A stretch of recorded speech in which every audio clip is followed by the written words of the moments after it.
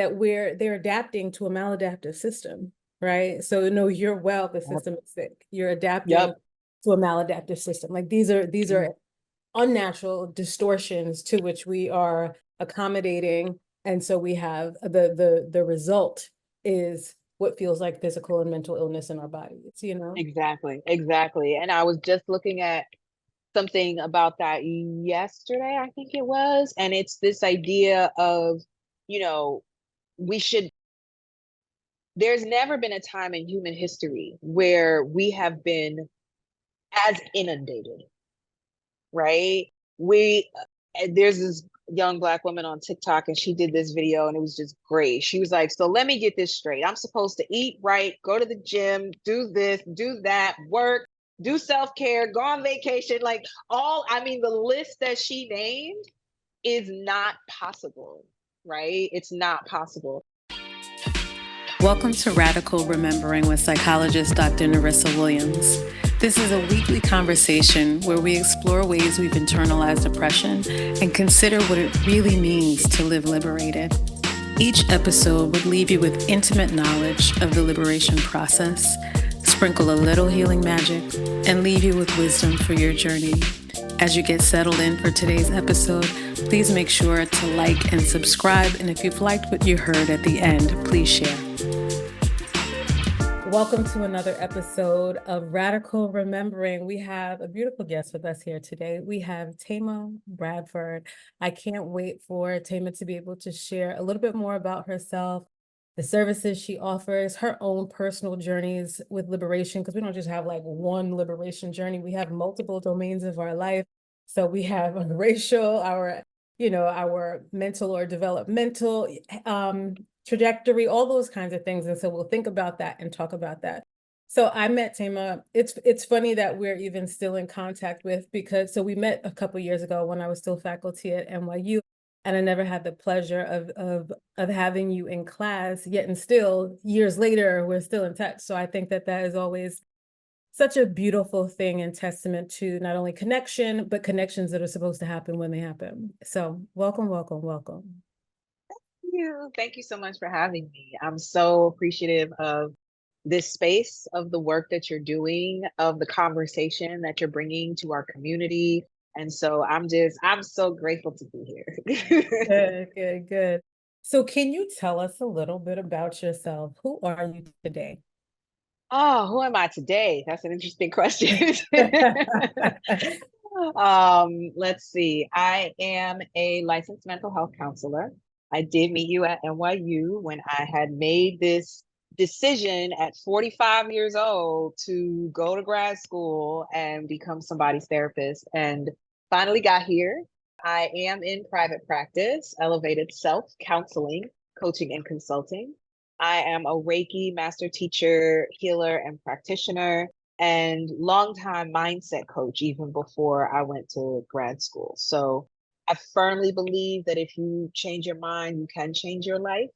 But I also operate from a both and space insofar as, yes, we absolutely can change our life. However, we also live under systems, right? That influence and impact us.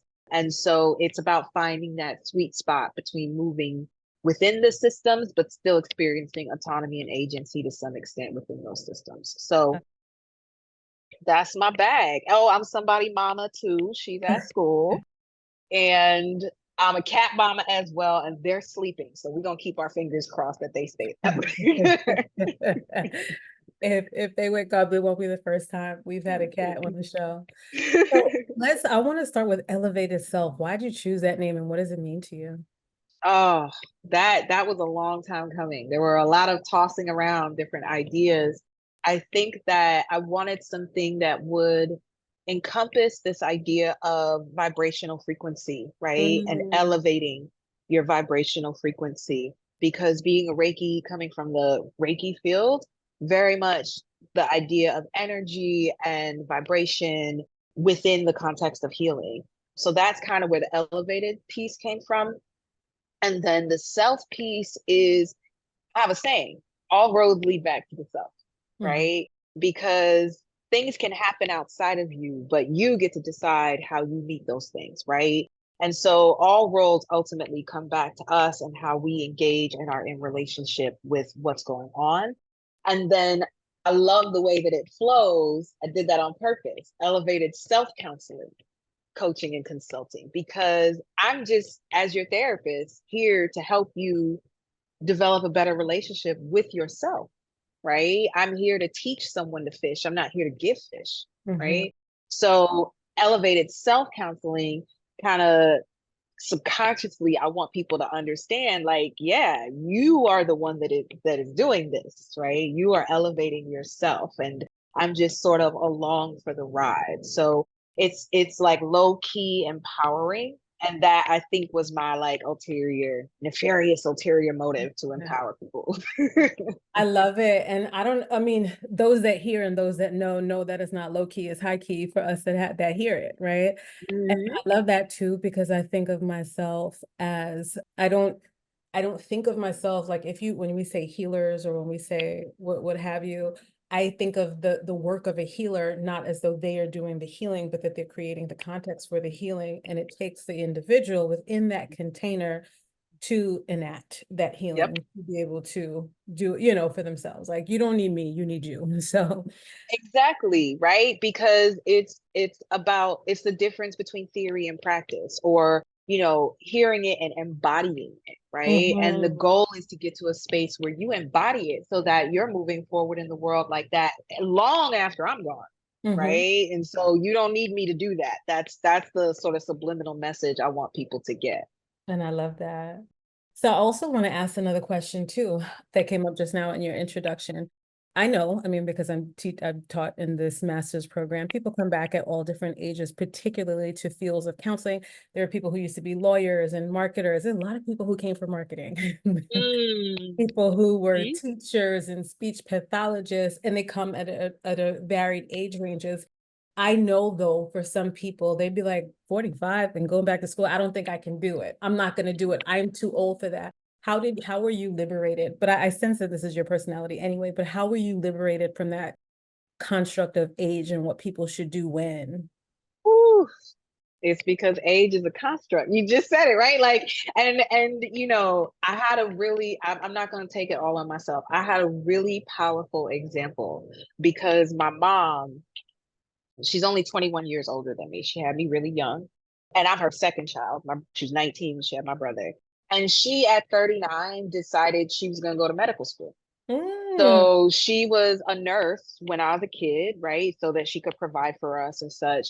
And she always had this interest in biology, though. So she made the decision to do a baccalaureate program and work her way up until she got accepted to UMass Worcester Medical School. And she was, 39, right? mhm. And that is, everybody in her class was not that age, but she pushed through and she got her medical degree and is board certified and has been working as a medical doctor now for almost 20 years. Wow. So when I think about higher education or exploring my interests, it was never for me, oh, that ship has sailed, Yeah. or I'm too old, or and there are challenges, don't get me wrong, because when you are 45, you're starting to tip into perimenopause, possibly, which can lead to brain fog and all those things.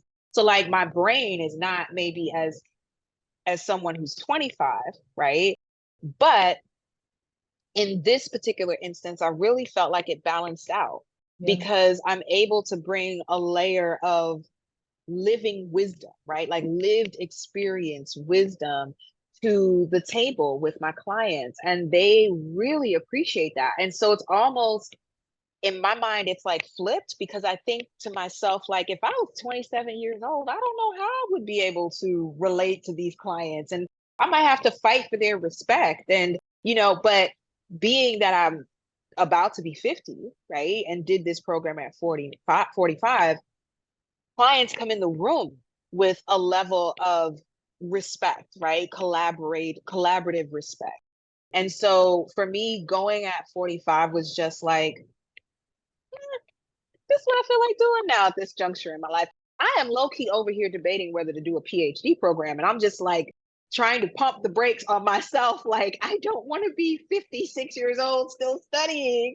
but I also really have this interest that I want to explore. So I feel like age is very much a construct. I'm always railing about patriarchy, but I feel like patriarchy has hoodwinked us into believing that you are done after a certain age, right? Especially as a woman, like you're done after a certain age. And I just, yeah, I could kick rocks. Like that's just not, that's not my way of thinking. Right, right. I love that. I love that. There's so much in there. As being on the other side, I'd rather, I mean, I don't dislike younger students, but I'd rather the students that come in with experience, life experience. And, the conversations are just so much more rich. And I remember being 35, and my client was 60, and she was brought in and they were like, "Oh, this is Dr. Williams." And she was like, "Where?" Where? Her. She said, "I don't mean to be rude. How old are you?" She was like, "You're younger than my last daughter." I was like, Mhm. and I was, Mhm. we did good work together. In the end, Yeah. she was like, "Sorry, I was like that in the end, right?" But Yeah. it was very much like, "But what you gonna tell me?" Like, Right, right. And it's ageist in the other direction, right? right. Like it's ageist in the other direction. And, you know, it's interesting because I've had clients who are older than me, right, in their 60s. And they're like, I so appreciate the fact that like you're older and you get it. So even menopause, right? Like y'all in during the course of this interview, you might see me fan because it's personal summer, but even through like menopause, I get that, Yeah. right? Even though I'm at the beginning and they might be at the end or be done already, but it's an understanding of all of the things that come with that, right? The brain fog and the hot flashes and the trouble sleeping and all, and then how those things can impact your mental health and Yeah. your emotional well-being, right? And then there's, the layers around, again, the patriarchy and being an older woman in underneath patriarchy and what that means, right? And so there's just sort of different dimensions that you get to explore with a client as an older clinician. And even it's interesting because even when I was in the program, a lot of the younger students really gravitated toward me because they were just like, you are bringing something to the table that I don't have yet, right? And it's really just lived experience. And Yeah. I liken it to driving, where someone who's 16, you absolutely have your license, just like I have my license. But there are certain experiences as a driver that you just have to go through to be a good driver, right? It's not all textbook. And so there's this like living and understanding and learning about relationships and how to be in authentic relationships and how to be in authentic community with people that you kind of don't know or don't learn until you have gone through it, until you've aged through it. Absolutely, absolutely. Now, I'm wondering also about how you infuse. So you're a Reiki master as well as you're a therapist, right? We in You were not geared, even though you were in a program that said wellness, you were not geared to infuse the practices, right? And so because we're not trained in those kinds of ways, it's like we kind of compartmentalize it and we're left on our own to kind of figure out how to infuse it, right? I'm interested in, so I'm add a third ball to the juggle. I'm interested in how you infuse those practices and a decolonial approach, because I know that that is also very important to you. Mm-hmm, mm-hmm. Ooh, that's a big one. So in actual practice, right, I will tell my clients in a session, okay, I'm taking off my little therapist hat right now, and I'm putting on my little Reiki healer hat right now, right? And I will shift the conversation to help them understand things like the mind body connection, Mhm. right? How does your mind influence your body? And how does the intangible influence the tangible? Because that's really the conversation when you're talking about Reiki and mental health, right? And then also, there's within even the field of psychology, how do you blend? Psychology has different ways to talk about noetic experiences, right? Or sort of the ontological reality. That's how they say it in psychology. But it's basically the intangible, the things that we can't see, right? That make up and influence our reality.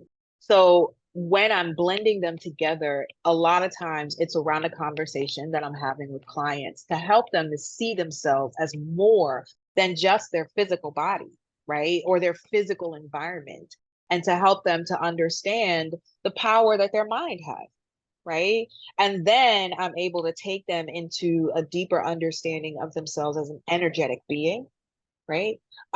Because that's actually concrete physics, right? That we are made of energy, that everything around us is made of energy, right? And so I think that that's how I blend it. And then adding the decolonized piece is like, be open to this idea, because colonialism is what divested us Mm-hmm. of this idea, right? Of this idea that we are more than just our physical bodies, that we are more than just our physical environments, that there is more than what we just see in front of us, right? Like, we only see this much of the electromagnetic spectrum, and this is physics.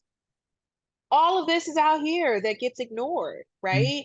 And so encouraging clients to step beyond this Western way of pathologizing, categorizing, classifying.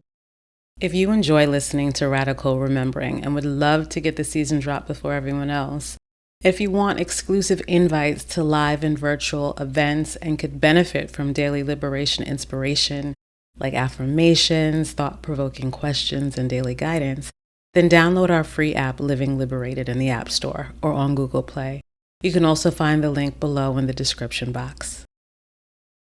I mean, knowledge is great, and I'm grateful, right? I'm super grateful for a lot of the things that have, I personally think, been relearned, Mhm. right?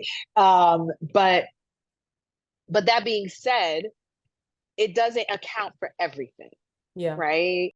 And it very much, it again divests us from what I feel like is the most important part of ourselves, which is this inherent connection that we have to spirit, right? And then that's where I bring back in the Reiki to talk about the chakras and your crown chakra, right? Which is your connection to source. And we have forgotten, a lot of people have just forgotten that they're connected to source. No one is ever disconnected, right? But it's very easy in this society, in Western society, that tells you, I have a running joke, right? That says, I'm not supposed to be self-centered. So am I supposed to be you centered, or what's supposed to be centered in there if not myself, right? And there are different sort of belief systems around that would say, oh, well, my creator is supposed to be centered there. And then we're getting into, well, aren't you your creator? Like, didn't your creator make you into, right? And so it's just like this, there's, when you get into the weeds of it, a lot of that sort of colonized way of thinking really does break down, right? Mhm. Because it doesn't account for so much of the human experience. It loves to operate in the binary of an either or, right? When there's so much more nuance and gray area to things, even, biology, right? It says male and female, and it's like, yeah, biology doesn't really say that, right? Nature didn't really do that. And it's like, and so much of the idea of colonization plays into pathology. And I think once I'm able to educate my clients and show them the ways that they're being pathologized, right? Then they open up a little more and they're able to say, yeah, I don't, because I'm like, if you're depressed, I have a phrase and I'm announcing it here. Yay. I posted it last year, but I'm announcing it here. And I call it depression capitalia, right? And once you have realized that your depression could potentially be linked to this rat race of, at this place in your life, you should be here, you should own your house, you should be married, you should have kids, you should have this, you should have that. and part of their depression is coming from feeling less than because they don't, then I'm able to really open up the conversation around, let's think about this differently, right? Because if you have had a traumatic experience in your life and you're depressed, that makes sense to me, right? Like, it's just like, if you are, black and brown in this country and you are driving and you see lights flashing and you get anxious, that makes sense to me. So removing this idea that you shouldn't be depressed, you shouldn't feel this, you shouldn't feel that. No, frankly, there are plenty of things in this world and in this society in particular that depress you, that give you anxiety, that can traumatize you. And all of that is not in your head. Yeah. Right? It's not in your head. And I feel like, you know, individualism and white supremacy loves to make it feel like it's you. Right? And I mean, yeah, I guess to an extent, right? But it's also not an either or. It's not the binary. It's a both and. It is you, and it's also the patriarchy and the white supremacy, and right. Yeah. And I call them the three Spider-Mans. I don't know if you've seen the meme of the three Spider-Mans where they're all pointing at each other because they're all the same, right? So my three Spider-Mans are patriarchy, capitalism, and white supremacy. They're all the same. They're all operating to make people feel less than what they are, which are divine beings, right? And so that's how I kind of blend it all together. I love it. I love it. And one of the things that I do say when I teach the trauma class too, I ask two fundamental questions from the beginning, which is very aligned with what you're saying. Does the dysfunction lie within the individual or within the system? Right. And so a lot of times we're treating the individual when we should be treating or ameliorating the harms of the system. And then the second question is, what was that second question? The second question I always say, does in the dysfunction lie within, where I say that they're adapting to a maladaptive system, right? So no, you're well, the system is sick. You're adapting to a maladaptive system. Like these are unnatural distortions to which we are accommodating. And so we have the result is what feels like physical and mental illness in our bodies, Exactly. And I was just looking at something about that yesterday, I think it was. And it's this idea of, there's never been a time in human history where we have been as inundated, right? There's this young Black woman on TikTok and she did this video and it was just great. She was like, so let me get this straight. I'm supposed to eat right, go to the gym, do this, do that, work, do self-care, go on vacation, like the list that she named is not possible, right? It's not possible. And so this idea of, I would even say maladaptive expectation, right? Of who you are supposed to be and what you're supposed to be doing, I feel like are so harmful and contribute so much to the rise of anxiety and depression that we see in the West, right? And it's so interesting to me that the West is lauded as the pinnacle or the ideal, right? Meanwhile, the rates of depression, anxiety are skyrocketing, right? Are like through the roof because nobody's happy. You know what I mean? Nobody's happy. And it's because I feel like we have set up these sort of unattainable goals, frankly, right? So yeah, 1,000% agree with that. 1,000%. And so in many ways, what I'm hearing too is like your work is being like a liberation guide, if we speak in spiritual terms, an ascension guide to be able to move away from and shed the layers. So another thing that I'm interested in, because I remember that this was an important point of connection between you and I when we first met. And again, I'm like, how did this even come up in conversation? You were talking about autism and you sent me a test too. I don't know how we got to talk about it, but I know something that is important to you is, well, something that is a significant part of your journey is becoming aware that later in life that you were actually experiencing autism in some form or another. Would you like to speak to that? Yes. Oh my gosh, everything changed. Everything changed. And it was so interesting because I had a conversation with my own therapist, right? And I said to her, I said, I have anxiety because I feel like there's a class that everybody else took that I missed, right? And then a week later, I was looking up ADHD for a client because she, who was in her 50s, had been told she had ADHD as a kid, but had never had it addressed by her parents. So we were talking about it and exploring the idea that, yeah, maybe you do have ADHD and how can you support yourself? And in the process of doing that research, I saw myself, right? And I was like, well, this is interesting, and then learned more about it. Um, had to experience the gatekeeping of the medical industrial complex about it, because if you don't have health insurance that covers an assessment, the assessments are like, I think they quoted me a price of $6,000 or That something is. insane. And I was like, okay. So I ended up going through a nonprofit to get diagnosed. And so I do have an official diagnosis of mild to moderate on the spectrum. And then in 2022, I was just trying to manage so many moving parts, now being like graduated and now in the phase of completing the hours to be fully licensed by New York State and being a single parent and all of the things. And I started learning more about ADHD now, right? And I was like, huh. And so I met with a psychiatric nurse practitioner and she diagnosed me with ADHD. And so I'm what they call ADHD, right?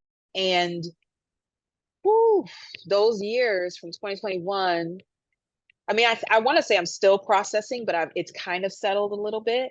But those years from 2021 to 2023 were huge. It was like Tetris in my brain, where I'm thinking about my life and all of these pieces are falling into place, right?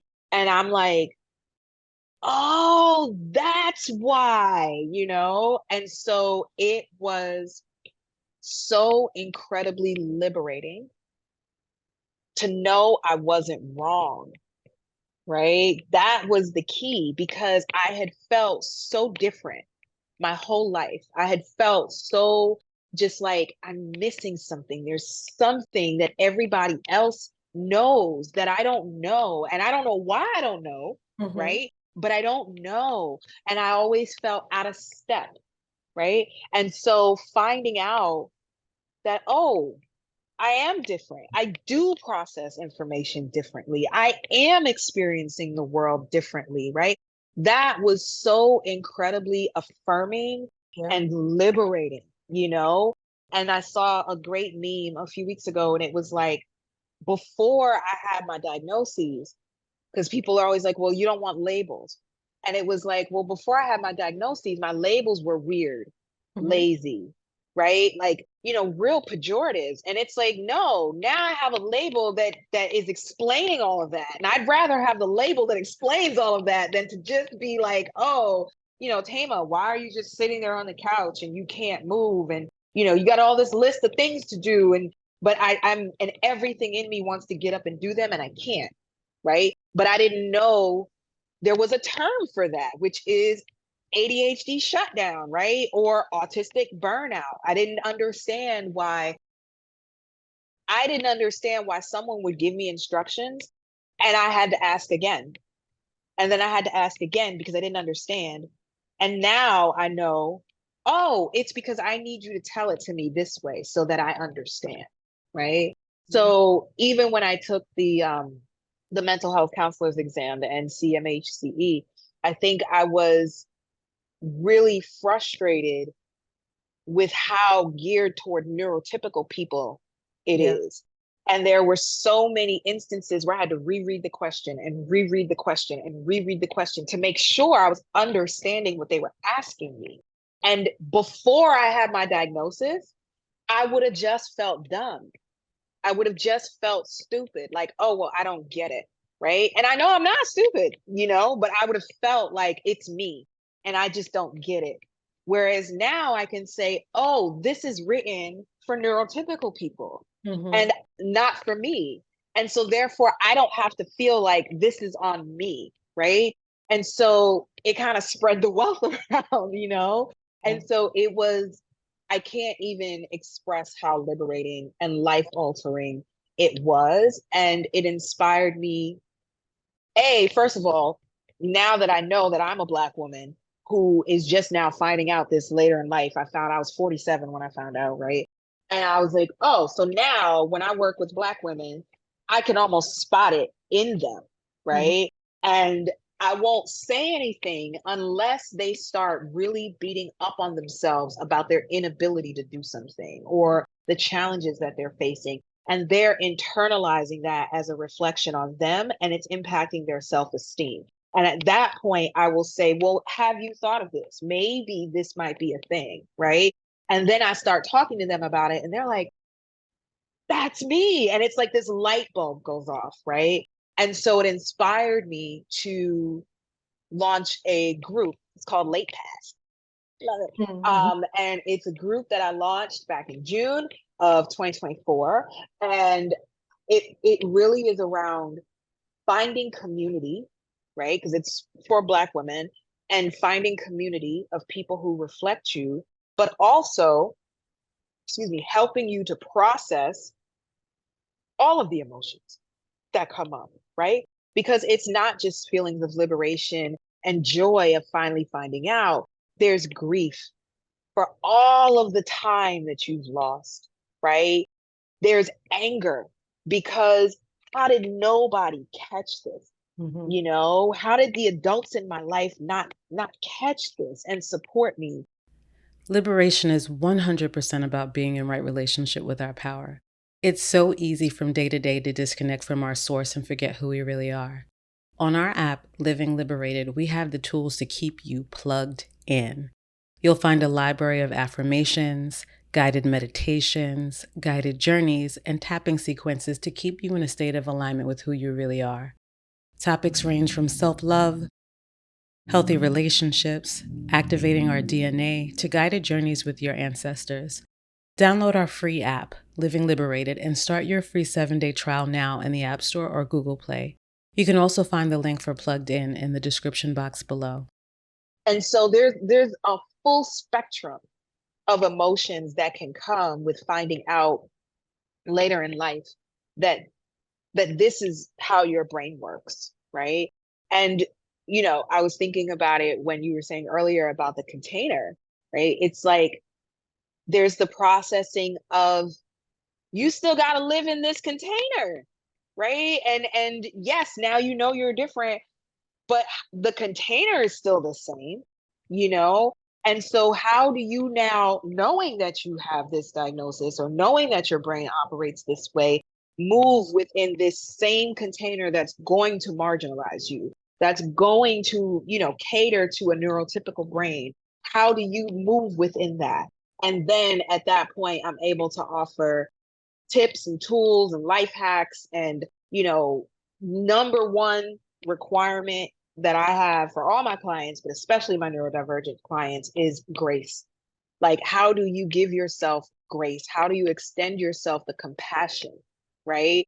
That, frankly, it's not my fault that the container is built this way, right? And so I have to be really gentle with myself and not beat up myself when I'm not able to meet certain expectations that are coming from the container, because again, those expectations are probably maladaptive because they're rooted in white supremacy, patriarchy, capitalism, and colonization. So it's like it really is a reframing, I think, of what it means to be Black, be a woman, and on top of that, be processing the world differently. Mhm. Mhm. That's a lot. It's a whole lot. It's a lot. It's a lot. Yep.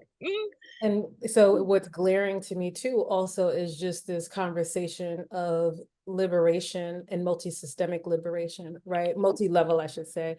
Multi-systemic, multi-level liberation, right? So we can intrapersonally begin to experience liberation, which it sounds like, okay, after I begin to feel affirmed and validated in my own experience, then I can be able to move about the world differently, which can trickle up into my interpersonal relationships, because now I know how to engage a little bit differently in ways that suit me as well as suit the other.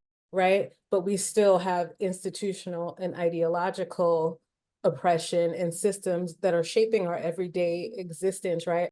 And so as we think about these things and we think about what liberation is, like as long as if that institution and those cultural norms and practices of those institution only favor, you know, one specific kind of people or one group of people, whether that's white male, middle class, and all those kinds of things, there will always be people that are marginalized and experiencing harm from the system. There's a reading years ago that was assigned in one of the classes that I was teaching. I was teaching in an educational department at one point in time, and it was talking about the universal design for learning, right? So if we are thinking from the beginning about the many, right, thinking pluralistically, then we don't have these problems. So for an example that they use is like, if we had the ramp on the sidewalk that was created for people with wheelchairs, right, for accessibility, it benefits people on skateboards, roller skates, people with Rollers. strollers, exactly, crutches. So it benefits so many, even those we do not intend. So if we created systems with fairness, like just fairness in mind, how many people would benefit and may not experience, right? So one thing that, for example, if we were talking about living in a world, right, where, okay, I'll use myself as an example, right? So at one point I was photosensitive, right? So with autoimmune disease, manifestations of lupus and all those kinds of things, right? And so any, oh my God, where's my brain going? Talk about Right. perimenopause. Any lights with UV, even the computer would make me like sick, right? And so even I would walk into a Walmart and want to feel like I had to vomit because the lights on top, when I was in like Right. crazy flare state. And so is it, am I disabled, or is the environment is Right. disabling? Right. Right. So because Right. my office at NYU, when I was there, the lights were they pointed up, and they had this kind of filter that pointed up. I didn't get sick there. And it was the Yeah. same light, but it was made for universal design, right? So the context, so the frustration that we then internalize, like it must be me when I'm reading these test items and I'm like, I can't get it, it must be me, could be eliminated if we were thinking with universal design in mind, right? And so as we think about liberation, we have to think about it multi-level and multi-systemic. I also had an additional thought, and I would like to hear what you think about this as well. I don't know. There was a point in time where I think that I might have thought more aligned, like teaching people how to accommodate to the system, right? And so one, I like to think about this visual from Melissa Harris Perry in her book, Sister Citizen. She said, we all have been standing sideways in a tilted house, right? So we have been accommodating the distortion. And so everybody that comes in, it's like, okay, we gotta tilt sideways for this tilted house to accommodate this distortion, right? I think about that when I think about raising a Black child, a Black boy. Like, am I going to tell him not to wear a hoodie and accommodate the distortion? Am I, you know, Right. or am I going to tell them how to assimilate into a dysfunctional environment, or am I going to teach him how to dismantle that environment, right? Right. And Right. so when I think about liberation and counseling and therapy, then I also have to add the element of advocacy, socio-political action, like how do you create change within those systems? Because it then has the effect of increasing your agency and your autonomy and making you feel powerful as though you can impact change, right? So whether or not it happens is not as consequential as it is to feel as though you can impact change, or that you can act in such a way that changes like your circumstances. Wondering what Yeah. you think about that. So two things are coming to mind. The first is I saw something maybe end of last year, and it was about the shortest man in the world, right? And he is from some village in like Afghanistan or Pakistan, right? But what struck me was some European journalist, photographer went over there, found him. When they found him, he's literally a foot tall, okay? when they found him, he was living his best life. Maybe not best life because he's in the middle of the desert, right? But Right. he's living his life. And the reason he was living his life was because the village had built ramps for him to Mm. get around. So he didn't have to ask for help. He didn't have to feel as if he was burdening people by asking for help. He was out there just living his life, right? And I was just like, but where are the civilized ones? And they're the uncivilized, right? Like it Okay. was just like, right? Right. And that's what we're talking about when we talk about accommodation and the container, right? And the universal mind. It's like, why are we not building things that can accommodate everybody so they don't have to feel that way, right? So that's the first thing that comes to mind. And then the second thing is my nefarious plan to save the world, right? Is the ripple effect, Yeah. okay? Because it is a big ask, right? It's a big ask to say, go from the micro level of how you feel and impact the macro and the meso level, right? Like it's a big ask. And I used to live in that ask where I was just like, I gotta change the world and now I try to change the hearts of like one person at a time, right? And I try to like build people up enough so they can go and build up the next person. Because I feel like if I can create enough ripples that way, then eventually it's going to ripple up the food chain, right? Because the research shows that there's the 3-to-1 negativity bias, right? And that's why negativity spreads the way it does and it's very viral. But there's research that shows that like joy and kindness are also viral, and you can do something kind for someone and they will pay that forward up to, I think, 4 or 5 days after they've left you, right?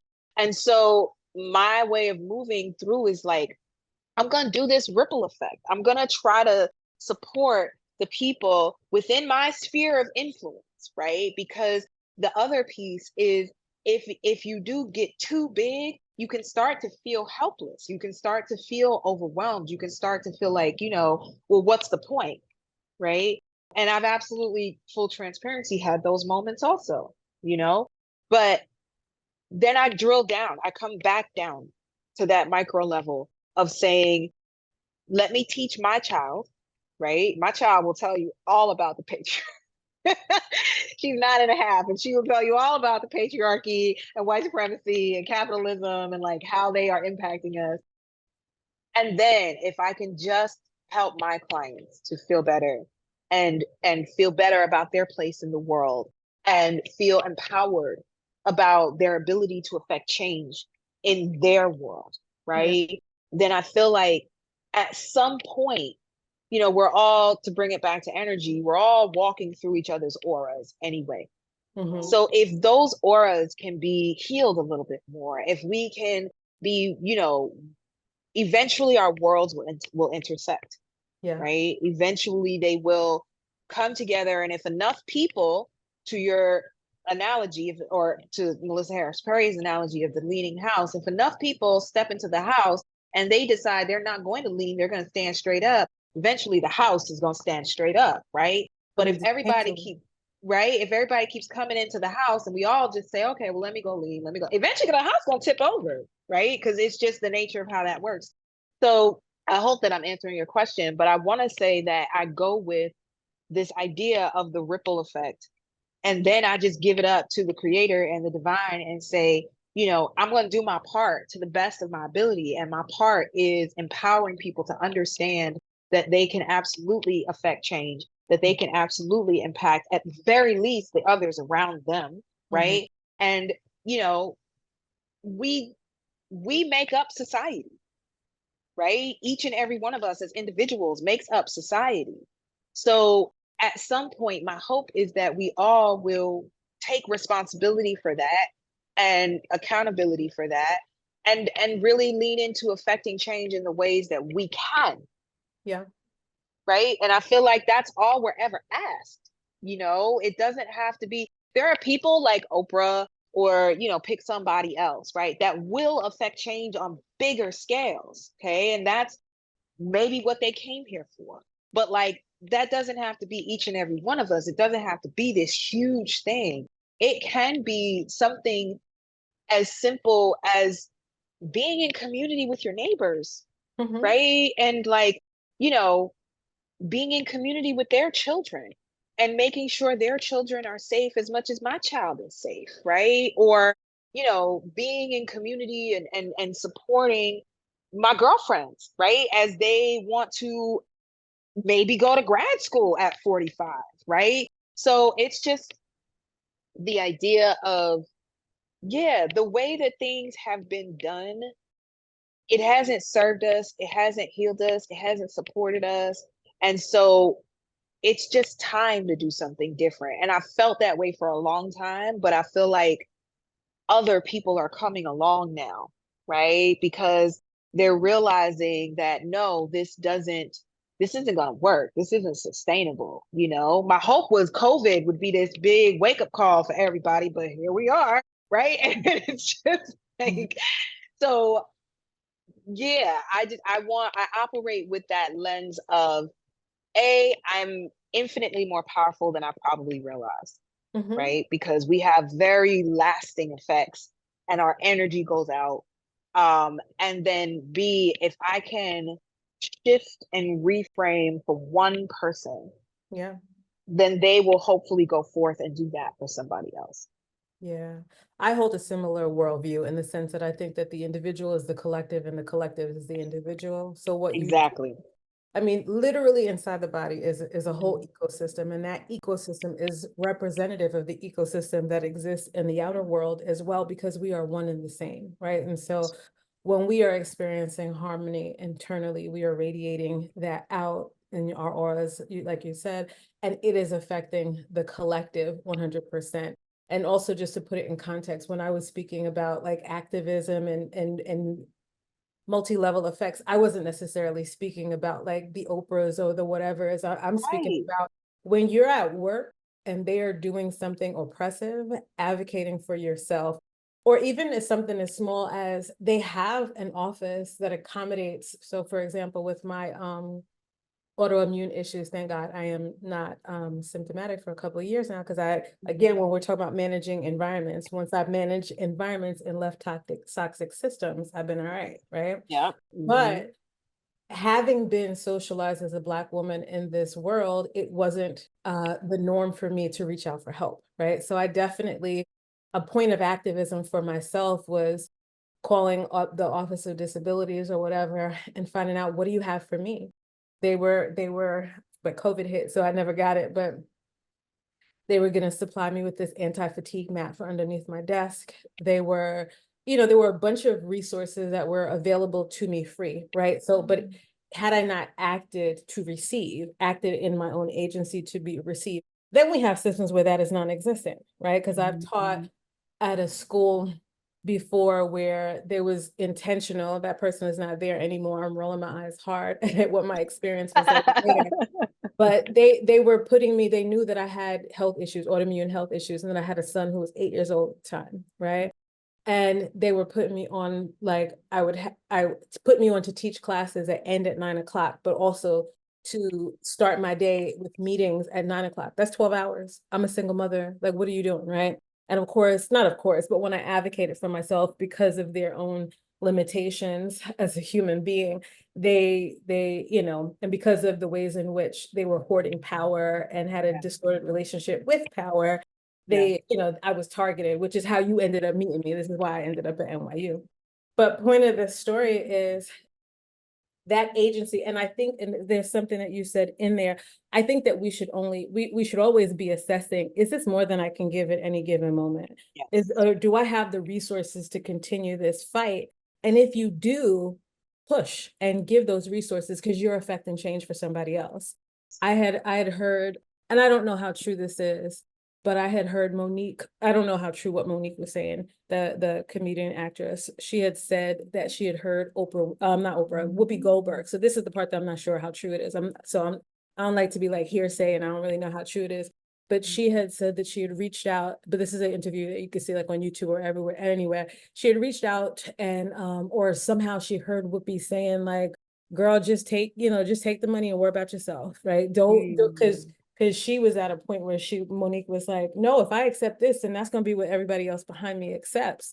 Yeah. And she was like, and I'm thinking like, if you had, if Whoopi had not accepted this, I wouldn't have to be here. You know what I mean? So I also think it's it's in the action, it's in in my daily living, it's in the love that I share, because also inherent in what you're saying is that the answer is connection. The answer is coming back home to self, coming back home to each other, these practices that were indigenous and natural to us that are now distorted in these oppressive systems, but also to the extent that you are available, it serves the individual who is being harmed by the oppressive system to act in ways that, and to the extent that they are capable in their agency to be able to impact change. So I'm going to ask a few things, two things really before we go. So if somebody's like you, right, you said 47 is when you begin to open, like, oh my God, mind blown moment and feel really confirmed. What are some symptoms? Because somebody's listening who's like, wait, do I have ADHD? Wait, am I? What are some things? So let's see, where do I start? For girls, right, there's, in general, neurodivergent people mask, right? And the masking is around getting along in systems that are not built for us, right? But for girls, they learn to mask socially, okay? And that's then what leads to these higher rates of anxiety and depression. And neurodivergent people actually have, the suicide rate is like 3 times what neurotypical people are, right? And it's because there's a suppression that takes place, because you don't know what the social cues are, or you don't get social context, right? So for me, there was kind of this feeling of, I'm not in on the joke. Yeah. There's a joke happening and I'm sure it's funny, right? But I don't get it, So any sort of struggling with social cues, social contexts, there's the physical symptoms. I just went to Juneteenth food festival at Weeksville Heritage Center in Brooklyn. And I'm standing in line and there's a family in front of me, and I could tell the older daughter was autistic, but what struck me was the toe walking, right? So a lot of times children that walk on their toes, and her feet were like rigid, okay? And so that is a big, huge sort of thing when you see the kids walking on the toes. If you find that you are sensitive, sensory processing challenges, right? So I am someone that I cannot abide repetitive sounds. So if there's a faucet dripping, if there's like something hammering, and it's not just, oh, I wish that would stop. It's not just that. It's, I can't think or focus as long as that is happening, right? And so it's an intensity level. And that's just, those are for like more autism. And then ADHD would be around procrastination, right? Executive functioning challenges. So organization, I also saw a great presentation of it about, because all of this is very much becoming conversation on the socials. And that's where a lot of people are self-diagnosing. And that's acceptable in the neurodivergent community because there's the gatekeeping of the medical industrial complex. So trying to get a diagnosis can be so challenging. And the assessments are normed for white boys and college students, right? And so it might not even catch you, okay? So they're asking you about lining up your trains, right? Because that's the perception of autism. And I suspect that my daughter might be on the spectrum because she used to line up her little people toys. Like she would have a whole conga line going down the whole living room, right? So there's sort of the traits that are expected, but then there's what struck me was, I used to tell all my ex-partners that I don't catch hints. I used to date a producer and I would tell him, I love your music, but it's the rhythm of the words that move me, right? And so there's just sort of like this quirkiness and overall sense of feeling different, right? And then with ADHD, again, with the executive functioning, and then there's, what's a good example of an ADHD trait? You can get excellent grades, you can have spreadsheets for your clients, you can do all of those things and still have 4 bags of laundry sitting on the floor and a sink full of dishes, right? So it will present differently for everybody. There will be some people, that's why we don't use the term Asperger's anymore. I want to go on record as saying that. We do not describe it as Asperger's anymore because Asperger was a Nazi. Okay, so we don't invoke him anymore. And this idea of high functioning and low functioning is also up for debate because neurodivergent people will be high functioning in some areas and low functioning in other areas, right? So for example, I believe I have a taste of dyscalculia. So when I'm looking at numbers, I will get this intuitive sense, but if I stare at it for too long, I just get really confused. So that's sort of where numbers kind of don't make sense to you, right? And then there's dyslexia, and those run concurrently as well. And so the overall, I think, idea of figuring out if you are neurodivergent with autism or ADHD is you know yourself better than anybody. You really do. You might not be 100% honest with yourself all the time, but you know yourself better than anybody, right? So I just happen to have been someone who was very honest with myself. Okay. And so when I would say I feel out of sorts, I don't feel like I belong, I'm able to name those things. But that's not to say that other people aren't feeling those things and just sort of squashing it down. Yeah. Right.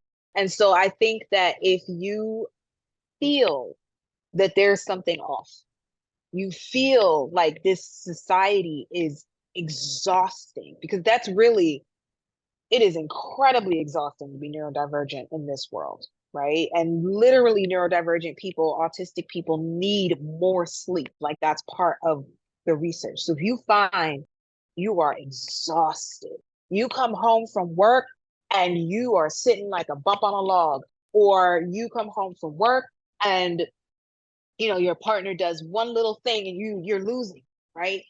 Restraint collapse. That's the name for it. You have restrained yourself all day to try to fit in, to get along, and now you've come home and you just don't have any more to give, right? So there are a lot of the diagnostic criteria that you will find in the DSM are right? But it's also been pulled a lot from the stereotypical populations that we expect to have to be neurodivergent. So that's basically white boys, right?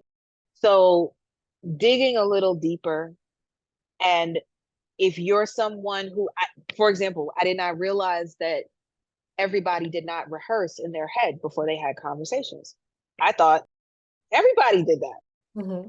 Come to find out, that's not the case. Some people are really just showing up to conversations and having them, right? And me, I'm like, got my whole script ready, you know what I mean? And so like, if you find that you're doing these little things, okay, it might be worth it to examine, okay? Now, that being said, social anxiety is a very real thing. That doesn't mean that you have autism or ADHD, okay? So I do think it's important at some point to sit down with a mental health professional, someone that can help you to really suss it out and examine your symptoms and see if to what extent those symptoms are aligning with you being neurodivergent.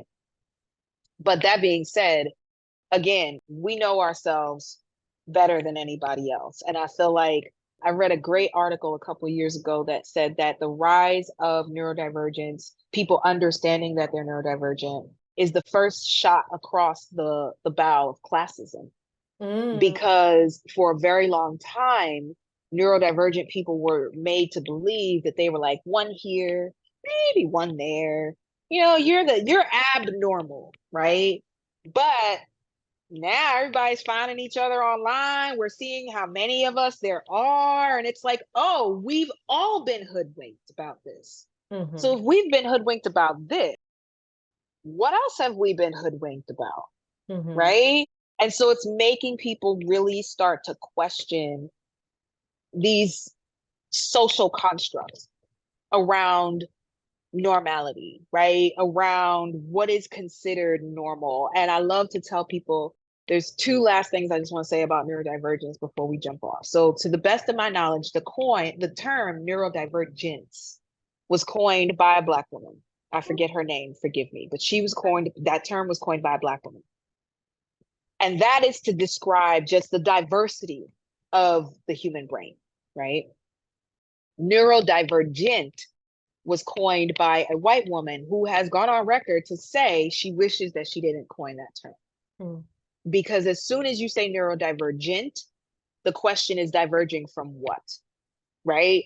And then it follows, oh, diverging from this norm that has been set, but who set the norm, right? So she has said she would rather see more of an anthropological model where examining different cultures, because it just, in our culture in the West, it's neurodivergent, but that doesn't mean that's the case with everybody, right? Yeah. So there was that point. I actually forgot my second point because I have ADHD. So this is where we are.